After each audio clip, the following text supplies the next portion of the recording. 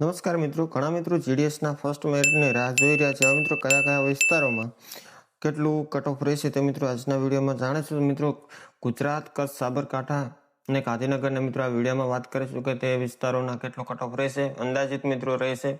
અને મિત્રો કેટલા ફોર્મ ભરાણા 2026ની અંદર જીડીએસમાં કેટલા ફોર્મ ભરાણા તે મિત્રો આજના વિડીયોમાં જાણીશું. વિડીયોમાં છેલ્લે સુધી બન્યા રહેજો. હવે મિત્રો ફર્સ્ટ મેરિટ આપણને ક્યારે જાહેર કરવામાં આવશે, હજી સુધી મિત્રો કોઈ સત્તાવાર તારીખ આપવામાં નથી. હવે મિત્રો સોશિયલ મીડિયાની અંદર જણાવ્યા મુજબ મિત્રો અહીંયા આપણે માહિતી આપી રહ્યા છીએ. ઇન્ડિયન પોસ્ટ જીડીએસની ભરતી 2026ના રિઝલ્ટની રાહ જોયેલા ઉમેદવારો માટે અત્યારે મહત્વના સમાચાર આવી રહ્યા છે કે તાજેતરના અપડેટ મુજબ જીડીએસની પહેલી મેરિટ લિસ્ટ માર્ચ 2026ના પ્રથમ અઠવાડિયામાં જાહેર થવાની પૂરેપૂરી શક્યતા છે. વિભાગ દ્વારા પરિણામ કોઈ પણ સમયે સત્તાવાર તારીખ વેબસાઇટ પર મૂકવામાં આવશે. હવે મિત્રો પહેલા જે માર્ચ મહિનાની પહેલી શરૂઆતમાં પહેલા અઠવાડિયામાં કોઈ પણ ટાઈમે જે આપણે જીડીએસની ઓફિશિયલ વેબસાઇટ છે તેના ઉપર કોઈ પણ ટાઈમે ત્યાં આપણું રિઝલ્ટ મૂકવામાં આવશે ને તમે ત્યાંથી જોઈ શકો. મિત્રો આવી રીતે તમને વેબસાઇટ જોવા મળશે. આપણે ક્રોમ બ્રાઉઝરની અંદર આવી રીતે ઓપન કરશો એટલે તમને આવી રીતે વેબસાઇટ જોવા મળશે. અહીંયા મિત્રો 2025નું જે તમને શેડ્યુલ જોવા મળે છે તે જગ્યાએ 2026નું તમને શેડ્યુલ ટૂંક સમયમાં જોવા મળશે. હવે મિત્રો પહેલા જ અઠવાડિયામાં જો જીડીએસનું રિઝલ્ટ જાહેર કરે તો મિત્રો 4 દિવસની મિત્રો રાહ જોવાની છે. ત્યાર પછી આપણું જીડીએસનું રિઝલ્ટ જાહેર કરી દેવામાં આવશે. હવે મિત્રો સોશિયલ મીડિયામાં જણાવ્યા મુજબ મિત્રો માહિતી આપી રહ્યો છું કે ફાઇનલ હજી સુધી તારીખ આપવામાં નથી આવી. હવે મિત્રો ગુજરાતની અંદર કુલ કટ ઓફ કેટલો રહેશે અને મિત્રો કયા કયા કારણોસર તે ઉપર જઈ શકે છે. ગુજરાતનું કટ ઓફ કેટલું રહેશે મિત્રો, આ વર્ષના અંદાજિત કટ ઓફ છે એ ફક્ત સોશિયલ મીડિયાના આધારે અનુમાન લગાવવામાં આવે છે, કારણ કે જીડીએસનું કટ ઓફ જે તે જિલ્લાનું ડિવિઝન કે અથવા કેટેગરી પર આધારિત રાખે છે. હવે મિત્રો ગુજરાતનું કટ ઓફ અહીંયા આપણે ચેક કર્યું હતું તો મિત્રો કંઈક આવી રીતે આપણને જોવા મળે છે.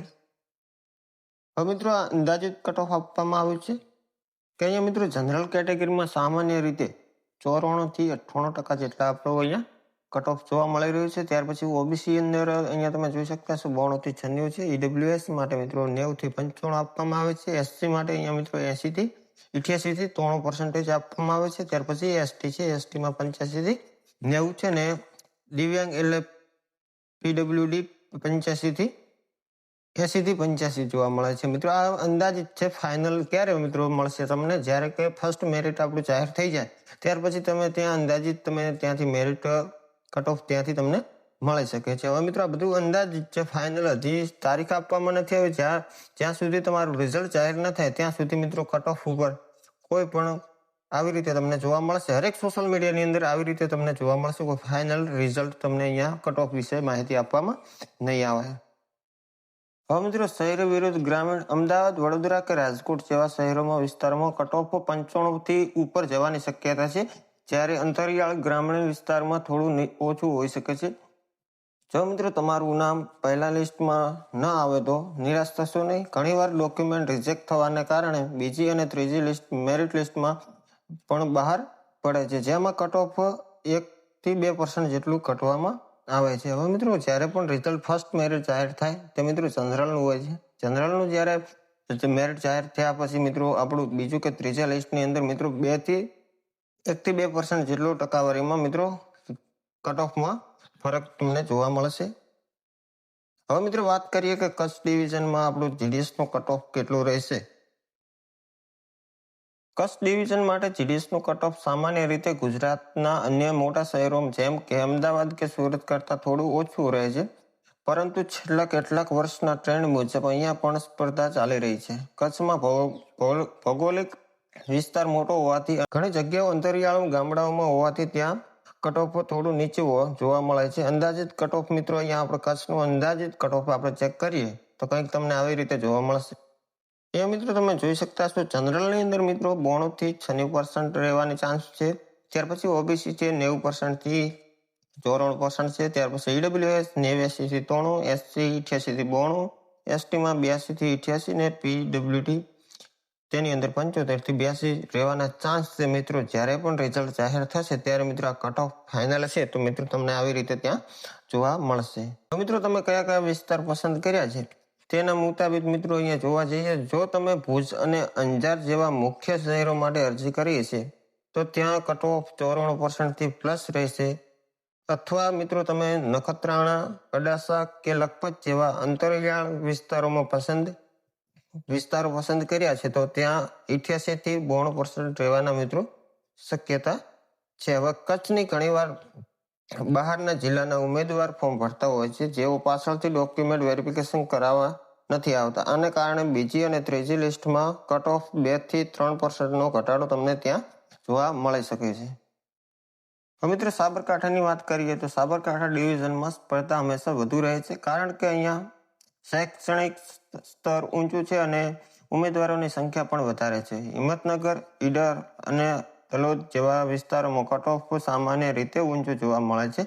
કચ્છ કરતાં સાબરકાંઠાનું કટ ઓફ 1 થી 2% જેટલું ઊંચું જોવા મળે છે. હવે મિત્રો અહીંયા સાબરકાંઠાનું કટ ઓફ ચેક કરીએ તો તમને કંઈક આવી રીતે જોવા મળશે. સાબરકાંઠાની અંદર મિત્રો જો જનરલ સામાન્યમાં 95 થી 98% રહેવાના ચાન્સ છે. ઓબીસીની અંદર 93 થી 96% છે. ત્યાર પછી ઈડબ્લ્યુએસ 92 થી 95 છે ને એસસી 94% થી 94% છે. એસટીમાં 88 થી 92% છે ને પીડબ્લ્યુડીમાં 82 થી 88 રહેવાના ચાન્સ છે. મિત્રો શક્યતા છે અંદાજિત છે, કોઈ ફાઇનલ ડિસિઝન લેવામાં નથી આવ્યું. મિત્રો ગાંધીનગરની અંદર પણ સેમ જ રહેવાનું છે. જનરલની અંદર 96 થી 99 રહેશે, ઓબીસી 94 થી 97, ઈડબ્લ્યુએસ 93 થી 96, એસસી માટે 92 થી 95 અને એસટી 88 થી 92%, પીડબ્લ્યુડી તેની અંદર મિત્રો 80 થી 85 જેટલું અંદાજિત કટ ઓફ રહેવાનું છે. હવે મિત્રો 2026 દરમિયાન જીડીએસમાં કુલ કેટલા ફોર્મ ભરવામાં આવ્યા તે સત્તાવાર રીતે કોઈ ચોક્કસ આંકડા વિભાગ દ્વારા જાહેર કરવામાં આવ્યા નથી, પરંતુ મીડિયા રિપોર્ટ અને રજીસ્ટ્રેશન ટ્રેન્ડ મુજબ સમગ્ર ભારતમાં 28,636 થી 28,740 જેટલી કુલ જગ્યાઓ ખાલી છે. હવે મિત્રો અંદાજે મિત્રો 15 થી 20 લાખ ઉમેદવારોએ અહીંયા અરજી કરેલી છે. ગુજરાત સર્કલમાં કુલ 1830 જગ્યાઓ ખાલી છે, જેમાં અંદાજે 2 થી 3 લાખ જેટલા ફોર્મ ભરવામાં અનુમાન લગાવવામાં આવ્યું છે. હવે મિત્રો અહીંયા ગુજરાતની અંદર 2 થી 3 લાખ જેવા ફોર્મ ભરવામાં આવે છે અને મિત્રો સમગ્ર ભારતની અંદર 15 થી 20 લાખ વિદ્યાર્થીઓની અંદર ફોર્મ ભર્યા છે. હવે મિત્રો કટ ઓફની અંદર જો વાત કરીએ તો મિત્રો આટલા બધા જ્યારે ઘણા ફોર્મ ભરાય ત્યારે મિત્રો કટ ઓફ ઉપર જવાના ચાન્સ વધી જાય છે, કારણ કે વિદ્યાર્થીઓની સંખ્યા વધી જાય છે અને મેરિટ લિસ્ટ પણ વધી જાય છે. તેનાથી મિત્રો કટ ઓફ થોડું ઉપર જઈ શકે છે. મિત્રો 100% સિલેક્શન થવાના ચાન્સ, તો મિત્રો આ પ્રમાણે તમારું મેરિટ જોવા મળશે તમને તો 100% તમારા સિલેક્શન થવાના ચાન્સ તમને મળી રહેશે. હવે મિત્રો 97 થી 99 પ્લસ હશે તેઓ અનામતમાં, બિન અનામત એટલે કે જનરલમાં તેઓનું સિલેક્શન થવાની શક્યતા છે. ઓબીસીની અંદર મિત્રો 96 થી 98% હોય તો મિત્રો તમને ઓબીસીની અંદર સિલેક્શન થવાની શક્યતા વધી રહેશે. ઈડબ્લ્યુએસની અંદર મિત્રો 95 થી 97 છે, એસસીમાં 94 થી 96% છે, એસટી માં 90 થી 93% છે ને પીડબ્લ્યુડી એટલે મિત્રો દિવ્યાંગ માટે અહીંયાથી 85 થી 90% જે મિત્રો ના છે તે મિત્રો અહીંયાથી સિલેક્શન થવાની શક્યતા થોડી વધારે છે. હવે મિત્રો જીડીએસમાં કેટલું મિનિમમ ટકાવારી હોય તો આપણે ફોર્મ ભરી શકાય? જે આપણે આગળ વાત કરી તેમ જીડીએસમાં કોઈ પણ પરીક્ષા હોતી નથી, માત્ર ધોરણ 10ના ટકા પર સિલેક્શન થતું હોય છે. સુરક્ષા ટકાવારી સેફ સાઇડ, જો તમારો 92 થી 98%ની વચ્ચે હોય તો સિલેક્શન થવાના ચાન્સ ખૂબ જ વધારે હોય છે. ન્યૂનતમ મિનિમમ અંદાજે કોઈ પણ કેટેગરીમાં 85 થી નીચે સિલેક્શન થવું અત્યારના સમયમાં 2026માં લગભગ અશક્ય છે, કારણ કે સ્પર્ધા વધી ગઈ છે. હવે મિત્રો 28,000 જગ્યા ખાલી છે, તેની અંદર 15 થી 30 લાખ મિત્રો જો ફોર્મ ભરે તો મિત્રો સિલેક્શનમાં થોડો વધારો અહીંયાથી આપણે કટ ઓફની અંદર થોડો વધારો જોવા મળી શકે છે.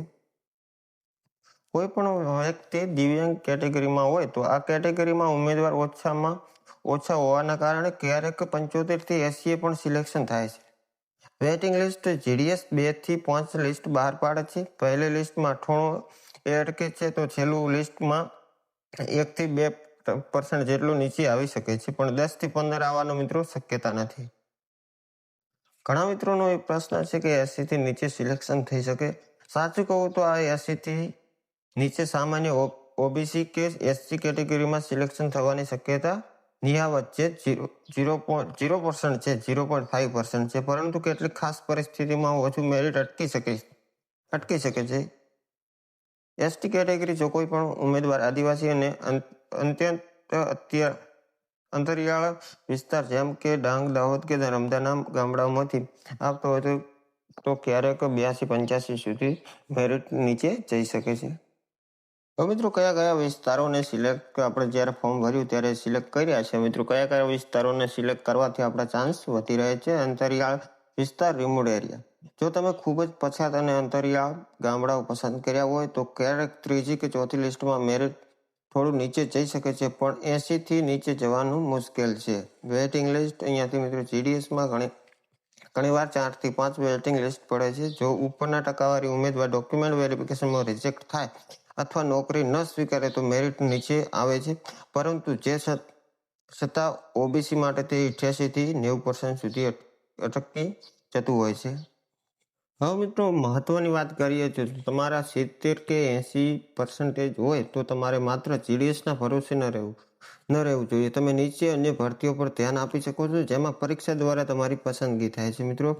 SSMT હવાલદાર, જેમાં 10 પાસ પર ભરતી હોય છે પણ પરીક્ષા પાસ કરીને જ નોકરી મેળવવાની હોય છે. ત્યાર પછી ગુજરાત પોલીસ કોન્સ્ટેબલ, જો તમારી ઊંચાઈ અને ફિઝિકલ ફિટનેસ સારી હોય તો મિત્રો તમે ગુજરાત પોલીસમાં ફોર્મ ભરી શકો છો. અથવા તો મિત્રો બીજી આપણી ભરતી ઘણી વખત આવતી હોય છે રેલવે ગ્રુપ ડી, જેમાં 10 પાસ પર મોટી ભરતીઓ આવતી હોય છે મિત્રો.